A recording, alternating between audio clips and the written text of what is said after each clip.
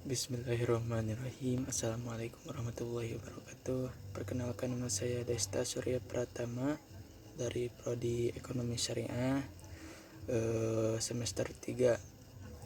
Di sini saya akan menjawab persoalan yang diberikan oleh Ibu Nur Faedah sebagai dosen pengampu matkul etika dan norma bisnis Islam.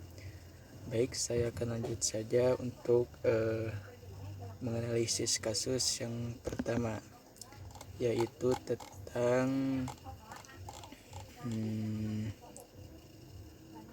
tentang data badan BPS ya. Jika kita melihat data BPS 2024 yang menunjukkan rasio Gini sebesar 0,384,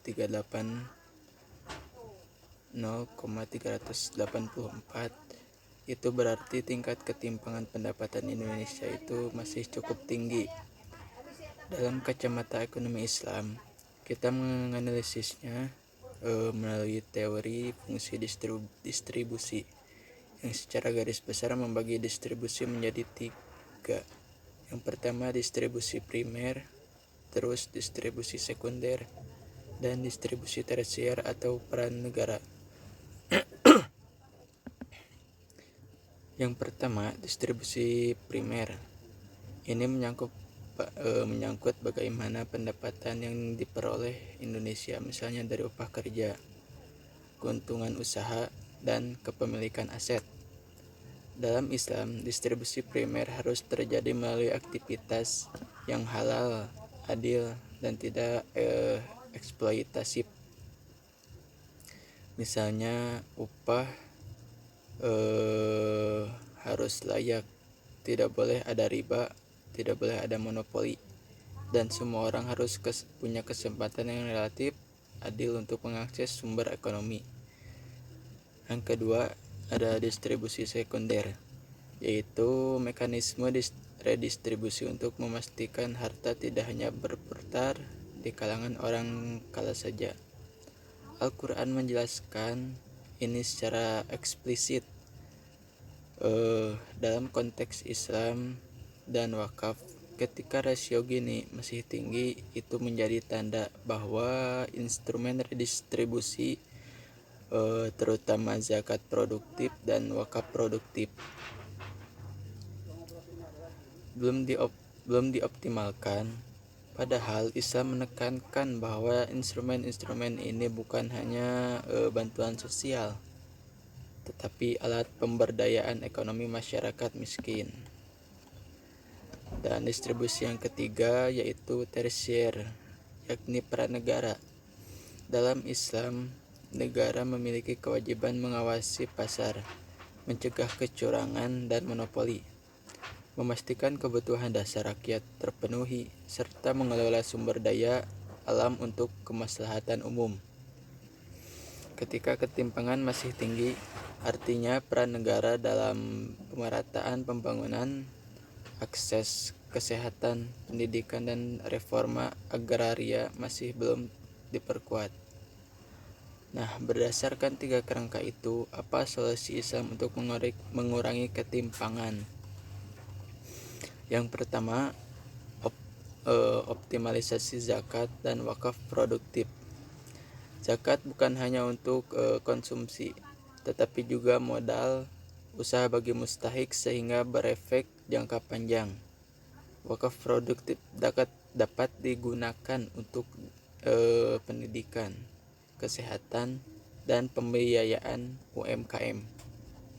Yang kedua, menguatkan ekonomi real, karena Islam menolak ekonomi berbasis spekulasi. Pembiayaan syariah berbasis bagi hasil seperti musyawarah dan mudharabah. Seperti musyarakah dan mudharabah bisa memperluas peluang usaha bagi masyarakat kecil yang tidak punya agunan. Dan yang ketiga, mencegah monopoli dan konsentrasi aset. Dalam Islam, penimbunan dan penguasaan pasar dilarang. Artinya negara harus memperkuat regulasi anti monopoli memperbaiki tata niaga pangan, dan memperluas kepemilikan lahan untuk petani kecil. Dan solusi yang keempat, memperkuat peran negara dalam pemerataan akses pendidikan, kesehatan, dan infrastruktur. Karena hal-hal inilah yang menentukan mobilitas ekonomi masyarakat. Dan yang kelima, memperdayakan ekonomi komunitas, misalnya melalui koperasi syariah, BMT, program masjid untuk UMKM, dan berbagai bentuk ta'awun atau saling tolong-menolong dalam komunitas muslim. Secara keseluruhan, ekonomi Islam menawarkan pendekatan yang sangat komprehensif, bukan hanya mengurangi ketimpangan melalui pajak atau subsidi, tetapi juga memperbaiki cara pendapatan dihasilkan, diperoleh, dan disalurkan.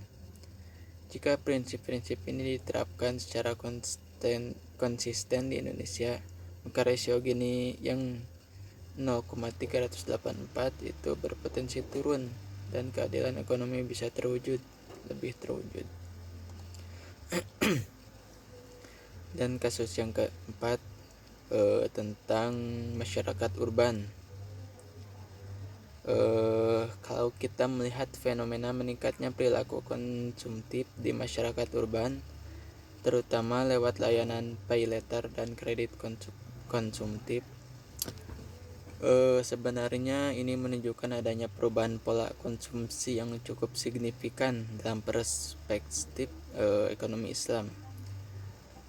Dalam teori konsumsi Islam, ada penekanan bahwa konsumsi harus memenuhi 3 hal. Pertama, harus halal, kedua, harus membawa kemaslahatan, dan ketiga, harus berada dalam batas kesederhanaan. Nah, ketika pay later dipakai untuk belanja yang sifatnya bukan kebutuhan atau bahkan sekedar mengikuti tren, maka konsumsi itu kehilangan nilai maslahatnya. Bahkan seringkali justru menimbulkan madorot karena menumpuk utang. Secara prinsip halalan thayyiban itu artinya bukan hanya barangnya halal, tetapi juga cara memperolehnya baik, cara mengonsumsinya baik, dan dampaknya juga baik. Jadi kalau seseorang membeli barang halal tapi menggunakan utang yang memberatkan diri di masa depan, maka sebenarnya konsumsi itu tidak lagi masuk kategori thayyib. Kita harus ingat bahwa Islam menekankan kualitas konsumsi, bukan kuantitas. Makan sedikit tapi berkah lebih baik daripada konsumsi besar tapi penuh tekanan finansial. Nah, itu. Yang kedua, tentang mengenai prinsip iktisad atau kesederhanaan. Kemudian ada prinsip iktisad atau kesederhanaan. Banyak orang salah paham seolah-olah kesederhanaan itu berarti anti kemajuan atau anti gaya hidup modern. Padahal tidak. Iktisad itu keseimbangan, menikmati rezeki yang Allah beri tapi tidak berlebih-lebihan. Kesederhanaan yang dimaksud bukan membatasi diri secara ekstrim, tapi menempatkan konsumsi sesuai kemampuan, sesuai prioritas, dan tidak mengikuti budaya pamer yang sering berkembang di media sosial. Apa sih relevansinya untuk masyarakat modern? Di era sekarang, tekanan gaya hidup itu sangat besar. Notifikasi diskon terus muncul, media sosial memamerkan standar hidup tertentu, dan pay later membuat belanja sekarang mikir nanti. Jadi disinilah ajaran konsumsi Islam menjadi sangat relevan. Nah, bagaimana cara menerapkannya? Yang pertama, kita perlu membuat prioritas konsumsi yang mana benar-benar membutuhkan. Kapan harus menunda keinginan, dan kapan boleh memanjakan diri. Yang kedua, biasakan menghitung kemampuan finansial sebelum menggunakan pay letter atau cicilan. Yang ketiga, latih diri untuk mindful, artinya sadar diri saat berbelanja, bukan sekedar ikut arus. Dengan menerapkan dua prinsip ini, masyarakat urban tetap bisa menikmati kemajuan teknologi, tetap bergaya, tapi dengan cara